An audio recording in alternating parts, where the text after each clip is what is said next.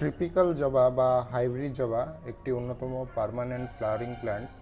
আজকে এই জবার কীভাবে সয়েল মিক্স তৈরি করবেন এবং তার সমস্ত যত্ন একটি ভিডিওর মাধ্যমে কভার করব। ট্রপিক্যাল জবা বা হাইব্রিড জবার মাটির মিশ্রণ হিসেবে আমরা 40% নেব বাগানের দোআঁশ মাটি। জবা একটি কম্পোস্ট লাভার প্ল্যান্ট, আপনারা চাইলে ভার্মি কম্পোস্ট বা কাউ ডাং ইউজ করতে পারেন 30%। এছাড়াও নেব 10% মতো কোকোপিট এবং আমরা জল যাতে টবে ধরে রাখতে না পারে সেজন্য 20% মতো বালি এখানে অ্যাড করব।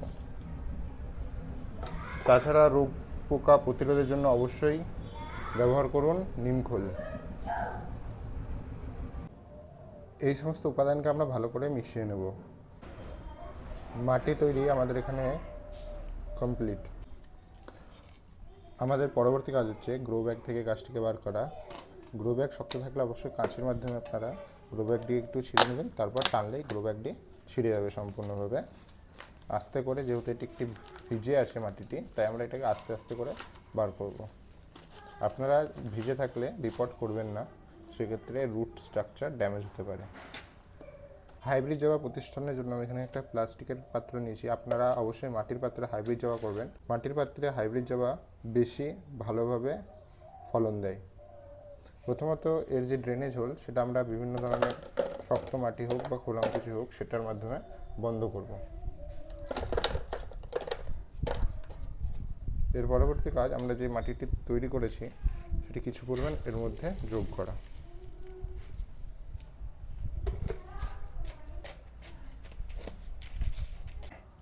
এবার মাটির মধ্যেখানে আমরা জবা গাছটি বসিয়ে যে অতিরিক্ত মাটি আমরা রেখেছিলাম সেটি দিয়ে ভরাট করে দেব।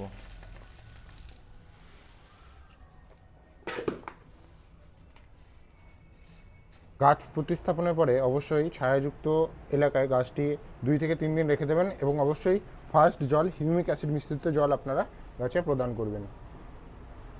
জবা গাছে যখনই জল 3 ভাগের মধ্যে 1 ভাগ শুকিয়ে যাবে তখন আবার আপনারা জল প্রয়োগ করবেন।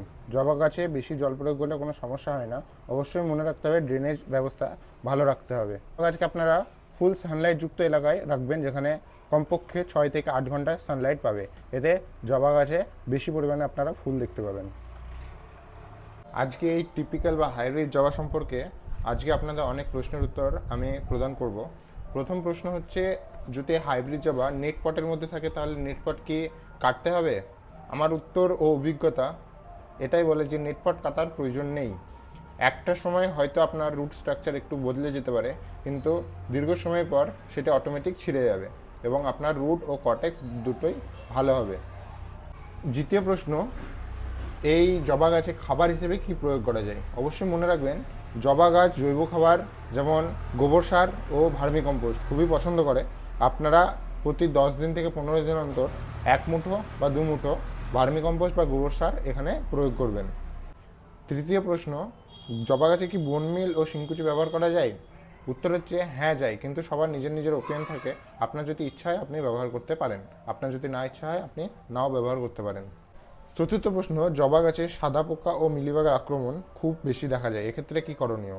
এক্ষেত্রে আপনারা কোনো একটি ভালো জাতের নিম অয়েল ব্যবহার করবেন 2 ml প্রতি 1 লিটার জলে, এবং তার সাথে কিছু হ্যান্ড ওয়াশ ব্যবহার করবেন যাতে এটি সলিউবল হয়ে যায়, এবং গাছে ভালো করে স্প্রে করে দেবেন। প্রথমে যে অংশে মিলিবাগ থাকবে সেটিকে ভালো করে ব্রাশে করে ঘষে নেবেন যাতে মিলিবাগগুলো পড়ে যায় নিচে, এবং তারপরে সন্ধে বা সকালের দিকে আপনারা নিম অয়েল স্প্রে করবেন। এটি করবেন প্রতি 7 দিন অন্তর একবার। আরও বলে রাখি যে এই জবা গাছ প্রুনিং ও রিপোর্টিং খুব পছন্দ করে। জবা গাছ যখন আর বাড়বে না, রুট বন্ড হয়ে যাবে, তখন আপনারা জবা গাছকে তুলে আবার একই পাত্রে বসাতে পারেন রুটগুলো কেটে দিয়ে।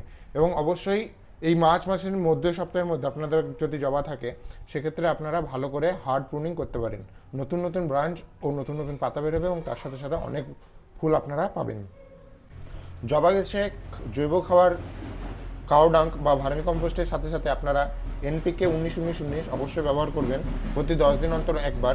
এতে গাছে আরও বেশি সুস্থতা প্রদান করবে এবং খাবারে শর্টেজ হতে দেবে না। তো এই ছিল আজকে আমাদের ভিডিও। পুরো ভিডিওটি দেখার জন্য অনেক অনেক ধন্যবাদ। আপনাদের যদি আরও কোনো প্রশ্ন থাকে আপনারা কমেন্টে জানাতে পারেন।